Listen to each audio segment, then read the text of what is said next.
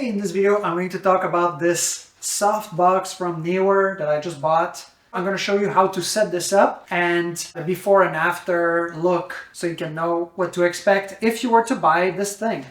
So first, if you're curious about softboxes and you want to know if this is the right choice for you, here I'm going to do a quick comparison with some very cheap lights that I was using in my previous videos. So in this footage here, I'm lit by those cheap lights, and you can see that the shadows casted from my glasses, for example, are pretty harsh. Versus if you use a proper light and softbox like this, even the shadow casted from my hand looks very soft. So you can get a much smoother lighting if this is what you're going for. So when you first get this, it's going to come in a bag, and you'll get this main piece, you'll get two diffusers, and this little grid thing, which is really what makes the softbox awesome to work with. Because what it's going to do is the light is going to look great and bright on you, but then it's going to fade quickly behind you, and it won't affect your back wall. So here's an example to really show what I mean. In this footage, I'm experimenting with my light and the softbox with the diffuser, but without the grid. And as you can see in these two images, even though my face is lit about the same in both of these, the background receives way more light if I'm not using the grid.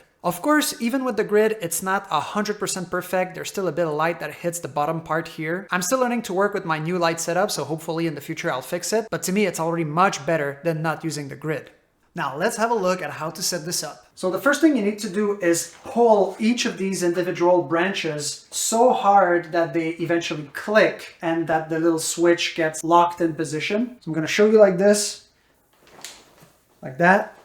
Now a little warning. At first, the branches are so rigid that it really feels like you're breaking your softbox the first time you're pulling on these. So when you're pulling super hard and it's still not clicking, you just gotta keep pulling. It looks like it's gonna break, but that's how it works. So now that we built this, we're gonna add the diffusers inside. There's little Velcro pieces here that we're gonna use to place the first diffuser.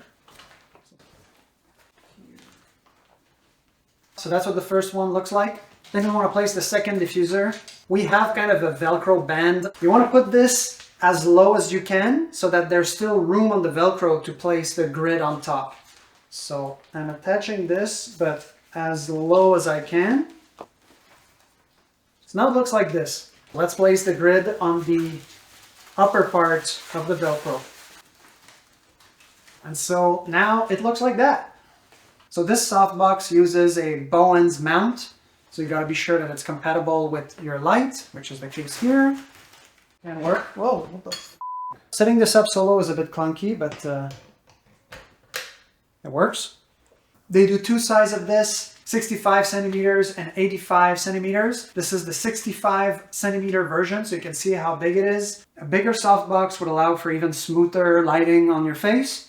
But this is already quite big for me to handle by myself. I don't have a ton of space in this room, and it would be more expensive as well. So for me, this one works great. Dismantling this is pretty straightforward. First, you need to take out the grid and then the two diffusers.